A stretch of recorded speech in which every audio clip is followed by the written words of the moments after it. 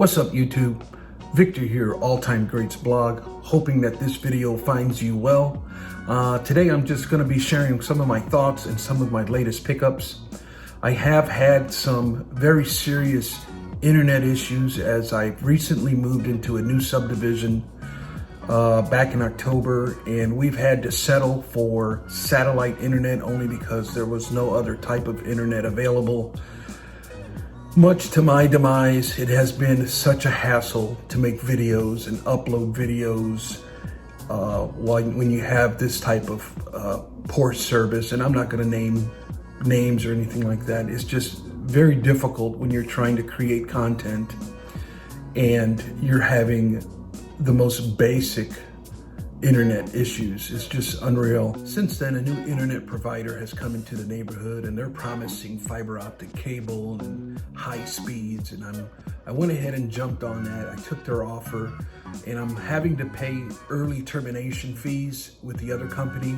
But when you're having internet service issues, it gets to the point where you don't care. I'm gonna just go ahead and pay that early termination fee just to be done with that. And so come in the next couple of days, I'm going to be getting a new high-speed internet service provider, and I'm really excited about that, looking forward to that tremendously. I'm also wanting to talk to you guys about the Luis Robert, or Robert, however you pronounce his name, but the rookie card that Topps has released in Series 2 of 2020. I have a lot of heartburn with this, only because it violates MLB, PA, the Players Association.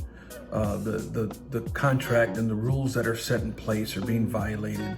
And hey, I'm okay if contracts change and agreements change and there's new policies in place. I'm okay with that. There's nothing wrong with that. Hey, but let the rest of us know. But now it seems like there's just a blatant disregard for what's the rules that have been established, and they went ahead and released this rookie card, stamped it with the rookie card insignia. This kid has never played an MLB game. We don't even know if he's on the roster yet. And Topps has taken it upon themselves to put a rookie card insignia on it. They might have a logical explanation for it. I don't know. But that's what I'm talking about. To communicate with collectors and let us know what's going on. If not, we're left to assume that this is not a true rookie card of this young man.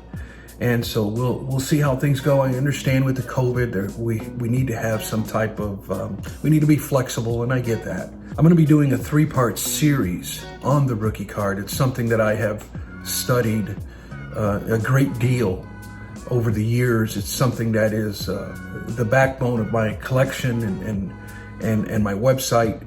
And so look for that 3-part series. It's going to be a really exciting, very informative, educational type series, and I'm really excited to start on that. I also wanted to touch base with you guys on my last video, episode 14. I talked about hobby happenings as far as being a collector, a flipper, or an investor. And I want to apologize if I come off like I was sounding like you had to choose which one you're going to be. That wasn't my point or intent. Nobody really complained about the video, but I was listening to it afterwards, and I'm like, man, I don't feel like I was clear, or I wasn't clear enough on that particular thing. I'm not saying you have to be one and choose one or the other. That's not what I'm saying. I think we can all easily float in between all three of those. A lot of times, I'm a collector, man, but there are times where I've got my eyes set on something and I have to sell a few cards in order to help me make a purchase that I'm looking to do. And so in aspects, I'm a flipper, and sometimes I'm an investor, and most of the time I'm a collector though. And I guess that was kind of my, I guess that is my point. I think we as collectors, we kind of float in and out in between all three. But there are some characters out there that take things to the extreme. There are characters out there that appear to be in it only for the money, and they can care less about the hobby or the collecting side of things. And so I just wanted to give you my thoughts on that. There's been some talk about YouTubers hanging it up, and a topic that really, I find it, I feel disappointed when a YouTuber decides to quit. And as I've been a content creator for a lot of years, and I know the difficulties of, coming up and putting in the work, because a lot of this takes work. Making YouTube videos, making a website blog post, it takes work. There is an enormous amount of hours that goes behind a lot of this stuff.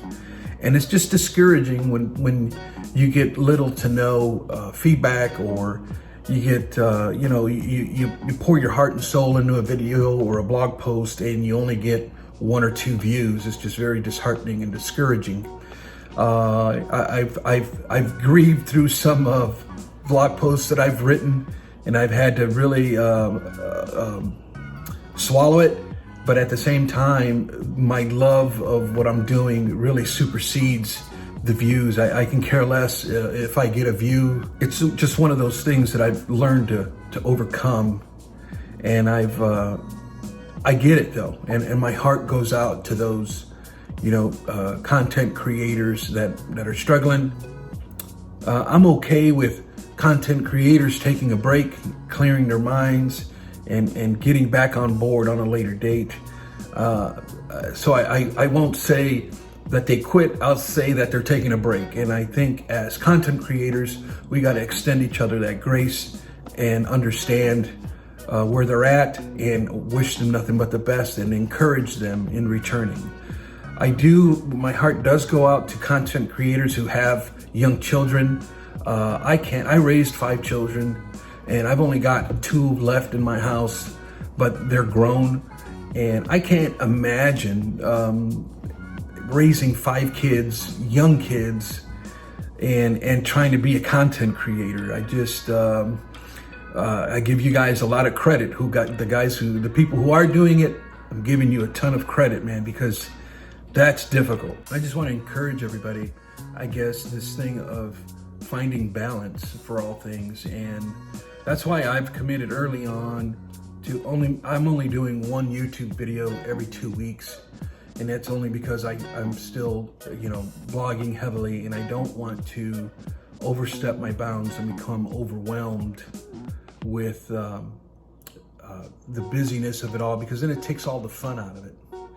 And then at the same time, I've heard some YouTube videos and comments on social media about poking fun at YouTubers who create, the thumbnails, and they're pointing to whatever for the thumbnail of their video, and they're poking fun at that kind of thing.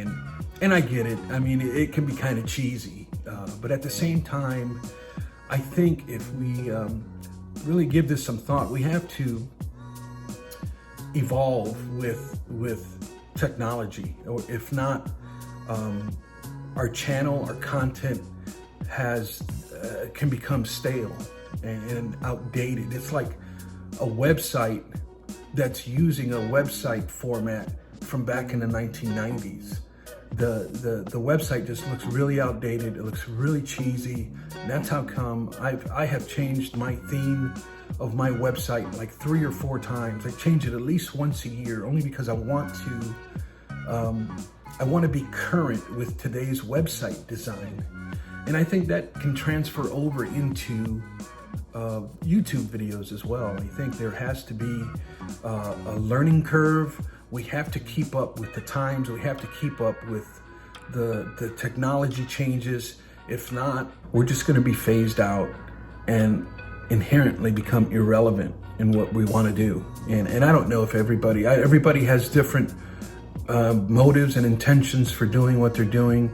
But I know for me, I do create thumbnails. I don't get like super cheesy with them, but I do think they're very nice in presentation. When somebody goes to your site and they see very nice thumbnails, everything matching a theme, everything's making sense. There's a purpose behind what you're doing. And I just think it just makes for a better, I guess, marketing of yourself and your brand, if that it if that's what you're after. I have a website that I want to market, that I want to brand, that I want to create as a business at some point in the future.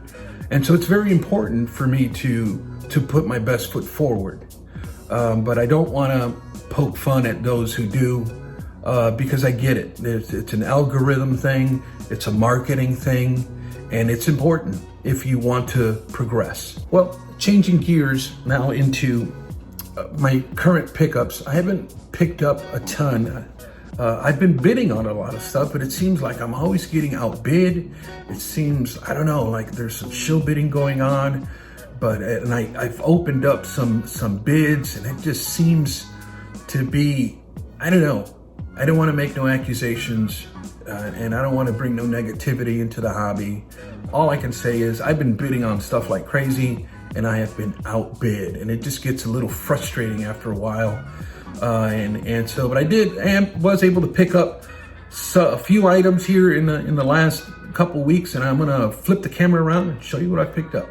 All right, guys, here we go. Starting off with Project 2020. I did decide to collect the Roberto Clemente run.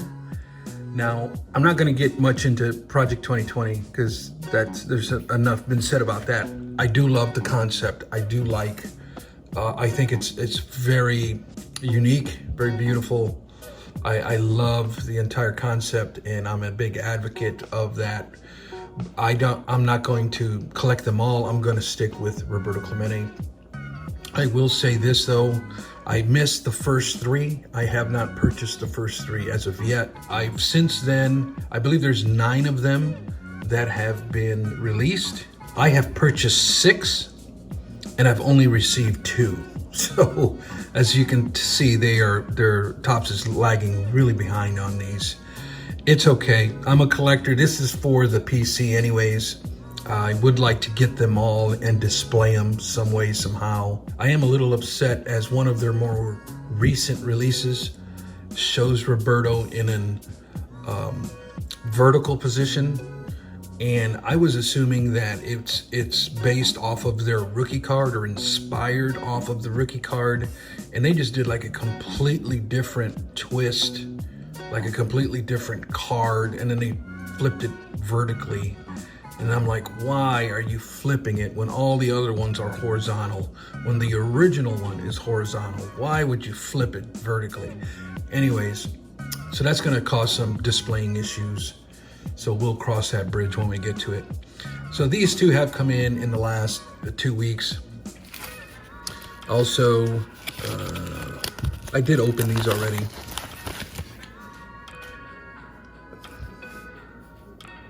Got this 1997 Sammy Sosa Luminescent, I'm sorry. Really great looking die cut. Got a good price on it. This will be added to the Sammy Sosa 90s PC.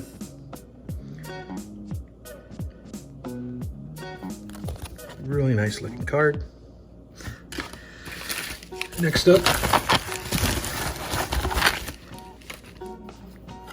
I picked up this 1995 SP Michael Jordan. This is for the basic set registry that I'm making for Michael.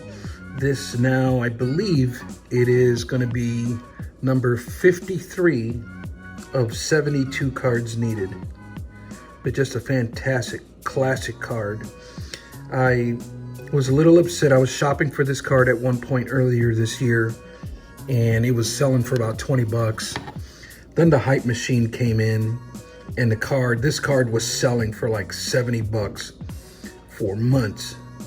And now it's coming back down a little bit more down to earth. Was able to pick this one up at around 35. They're selling for like 40 now, but I was able to get this one for 35 plus shipping. And this will go into the Michael Jordan set registry. Last package. It's a 2-card lot. I picked up this 1995 Finest Michael Jordan with the coating in a PSA 9. So now this makes what? card number 54 of 72. So I only need like 18 more cards to complete this registry. They are getting harder to find. I'm getting ready to reach out to a couple of Facebook groups I belong to, see if they can't help me out, because the ones that at least half of the ones that I'm needing are just tremendous. They just never pop up. And so I'm gonna reach out to the community. Maybe they can give me a little bit of help with what I'm needing. Fantastic card though. This was a fantastic set back in '95. This set was just on fire. It's still on fire as of today, but just the design, just the overall history that this set has is just amazing. And I also picked up from the same seller. I picked up this 93 Fleer sharpshooter insert. There is collectability in Michael's early insert years, like 92, 93, some of the insert cards. This was being one of them. I just thought the condition of it with the black in the back, there's just no chipping, just very clean card. In the new lighthouse holder also is a big deal for me. I'm kind of a lighthouse holder snob, unfortunately, but I will go old school if I have to. But just the price was just so reasonable for this one, so I pulled the trigger on this one as well. Really excited about that. And that's really about it, guys. I do have a PSA submission reveal that came in, but I'm gonna do that in a separate video. Well, this is gonna be it for me today, guys. I am looking forward to talking to you guys soon. Until then, remember to always learn, collect, and enjoy. We'll catch you on the next one.